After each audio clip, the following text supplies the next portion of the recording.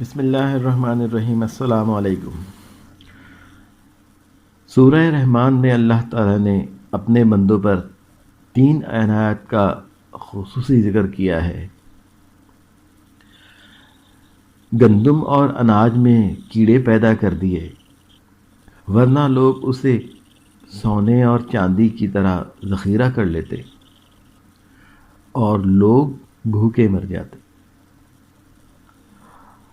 موت کے بعد مردے کے جسم میں بدبو پیدا کی، ورنہ کوئی اپنے پیاروں کو دفن نہ کرتا۔ مصیبت اور دکھ کے بعد صبر و سکون دیا، ورنہ زندگی کبھی خوشگوار نہ ہوتی۔ تم اپنے رب کی کون کون سی نعمتوں کو جھٹلاؤ گے؟